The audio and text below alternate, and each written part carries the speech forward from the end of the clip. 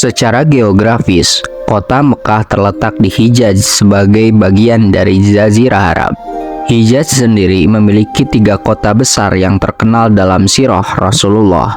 Selain Mekah, dalam gugusan Hijaz terdapat 2 kota besar yaitu Thaif dan Yathrib.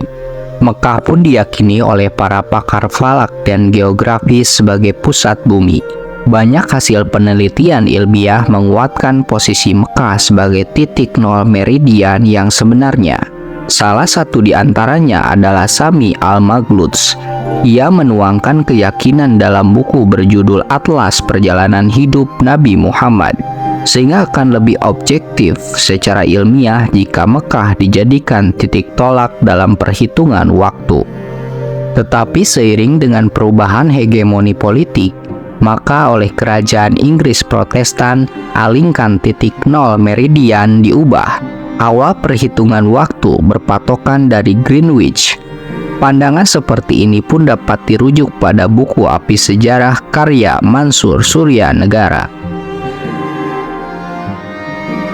Ada beberapa nama untuk menunjukkan sebuah daerah di mana terdapat Ka'bah di dalamnya. Nama terpopuler adalah Mekah. Menurut bahasa, Mekah berasal dari kata Maka, biasa diartikan dengan penghancuran atau memusnahkan, dan makna lainnya yang memiliki arti sejenis.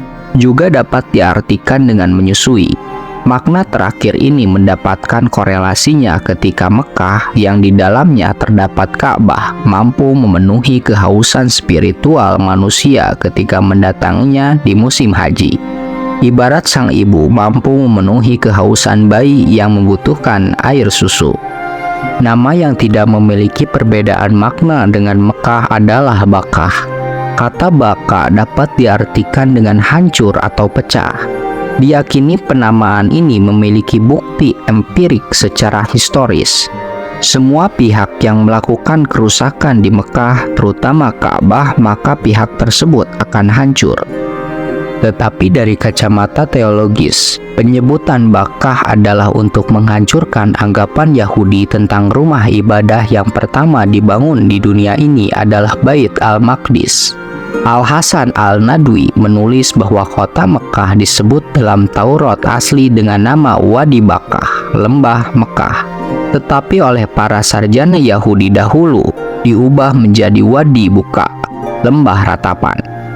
Setelah berabad-abad, para sarjana Yahudi belakangan mengakui ada tahrif, perubahan yang dilakukan dalam menulis Wadi Bakah.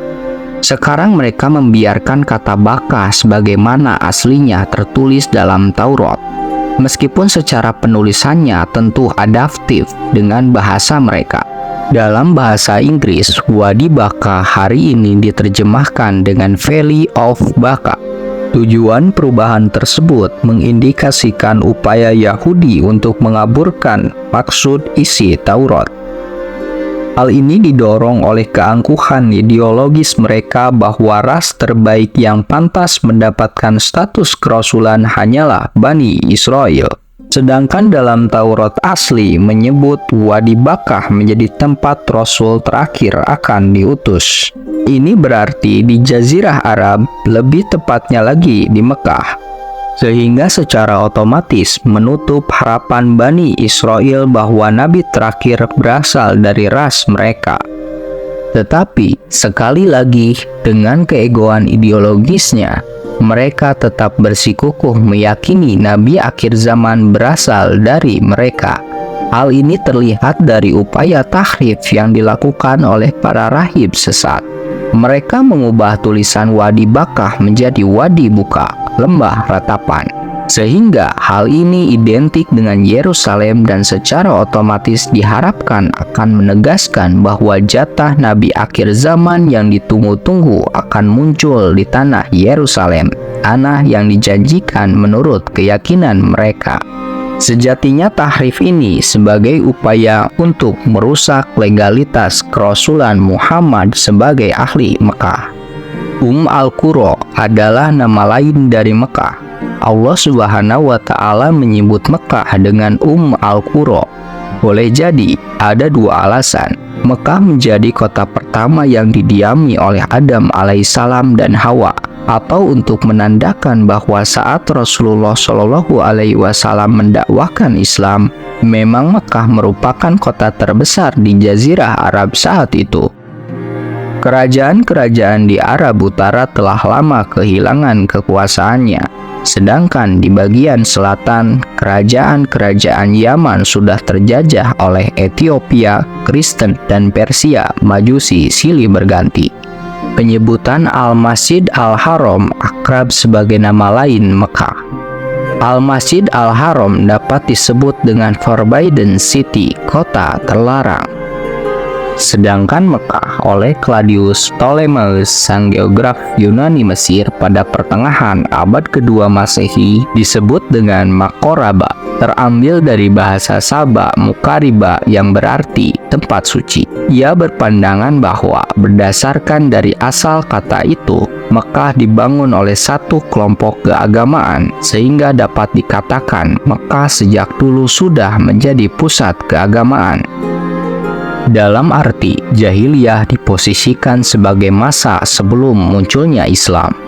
Quraisy Shihab dalam Al-Misbah mengartikan makna jahiliyah dengan kebodohan, tetapi Al-Quran menggunakan juga dalam arti nilai-nilai yang bertentangan dengan nilai-nilai Islam.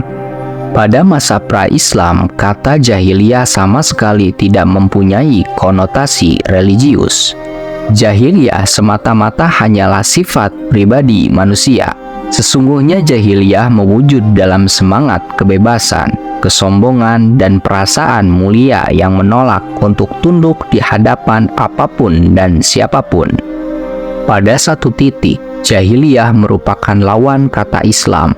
Ketika Islam datang menyeru untuk tunduk secara totalitas kepada Allah Subhanahu wa Ta'ala semata dalam rangka memperoleh kedamaian, secara semantis seorang jahil akan selalu bersikap aba, menolak dengan bangga terhadap seruan untuk taat kepada Allah Subhanahu wa Ta'ala secara penuh.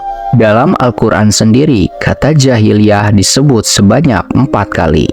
Rupanya hal tersebut untuk menegaskan cakupan makna jahiliyah meliputi seluruh bidang pokok kehidupan, yaitu pemahaman akidah, sosial, ekonomi, bidang politik, dan militer.